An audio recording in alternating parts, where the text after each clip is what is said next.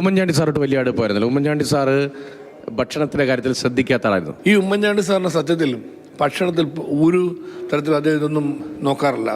കാരണം ഞാൻ രാത്രി അതേപോലെ 11 മണി 12 മണിയാകുമ്പോൾ കോട്ടയത്ത് ഗസ്റ്റ് ഹൗസിൽ കാണാൻ പറയും. വരുന്ന 1 മണിക്കും 2 മണിക്കും വരും. ആ നേരത്ത് നമ്മൾ ഓരോ കാര്യങ്ങൾക്ക് വേണ്ടി മുഖ്യമന്ത്രി ആയിരിക്കും പോലും കാത്തിരിക്കാം. പക്ഷെ ആ സമയത്ത് വരുമ്പോഴും അദ്ദേഹം അത്താഴം കഴിക്കുന്ന ആ സമയത്തായിരിക്കും. ഈ സമയനിഷ്ഠ ഭക്ഷണകാര്യത്തിലൊട്ടും വണ്ടിയിൽ ഞാൻ പലപ്പോഴും യാത്ര ചെയ്തിട്ടുണ്ട്.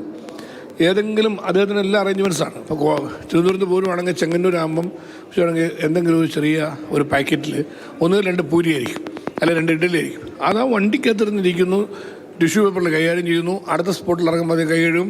ഇതൊന്നും ആരും അറിയത്തില്ല. പക്ഷേ പൊതുപ്രവർത്തകർ കുറെ കൂടി ഭക്ഷണകാര്യത്തിൽ ശ്രദ്ധിക്കണം. അപ്പോൾ അങ്ങ് മന്ത്രിയാവുകയാണ്, കൂടുതൽ തിരക്കുകളിലേക്ക് പോവുകയാണ്. എങ്ങനെ ഇത് മാനേജ് ചെയ്യാൻ കഴിയും? മലയാളി എങ്ങനെ പൊതുവിൽ ഭക്ഷണം മാനേജ് ചെയ്യണം എന്നതാണ് അങ്ങയുടെ ഒരു തോന്നൽ. സത്യം പറഞ്ഞാൽ എൻ്റെ ഭാര്യയും എൻ്റെ മകളും പറയും അച്ചാച്ചൻ കാണിക്കുന്നത് ശരിയല്ല.